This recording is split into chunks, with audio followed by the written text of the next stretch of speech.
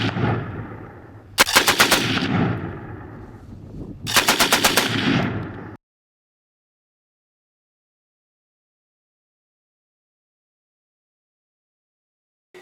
guys, thanks for tuning in to another video episode on ForgottenWeapons.com. Today we're taking a look at one of the very early semi-auto prototype rifles, the Italian Cei-Rigotti. I think I pronounced that right. We have one here that we have stripped into little pieces. A couple very interesting things that we've noted. First of all, you can see this tube on the side of the receiver. This is just a recoil spring housing. So this is the recoil spring, and it lives inside this tube with a central piston that hooks onto this notch on the barrel. So there's no gas here. The actual gas system comes off the same block on the barrel, but it operates this lug down below, right there. Now this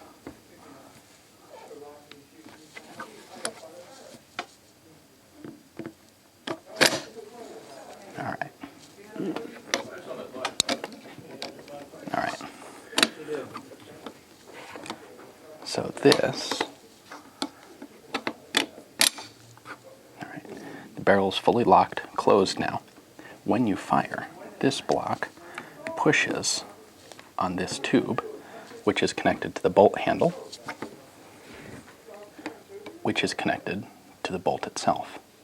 So the block pushes this tube, which unlocks the barrel.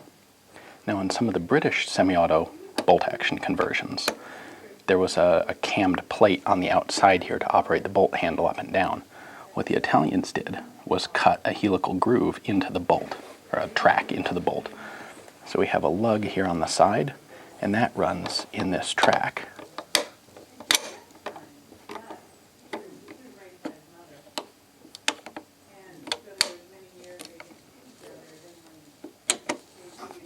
And that cycles the bolt back and forth. One other interesting thing that we found here, one would assume, most of these rifles, that this is a modified Carcano. In fact, it's not. The design is based on a Carcano. Some of the component parts are the same, but the receiver is completely new. They didn't modify existing receivers to do this. You can see these two extensions are integral to the receiver. They weren't added on after the fact. The tail of the receiver is all one continuous piece, and the top here is not the same as a Carcano. We also have a few other additions, like a bolt catch latch here for removing the bolt. Now, a couple of the component parts. Obviously the rear sight is just basic Carcano, and there's no reason they wouldn't ever use that.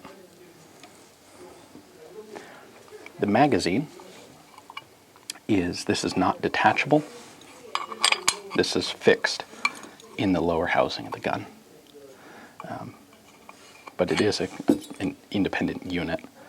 It has some feed lips at the back here to keep the follower in place. These were in basic 6.5 Italian caliber. These were also select fire. So there's a selector switch right back here. Allows you to go from semi-auto to full auto. Obviously not really practical to fire this in full auto with a small magazine, but they did that. It's really awesome that we got to take a look at this. We'd like to express our thanks to the UK Ministry of Defence for letting us take a look at this gun. Thank you guys, we really appreciate it. And tune back into ForgottenWeapons.com for more information on cool prototype semi-autos.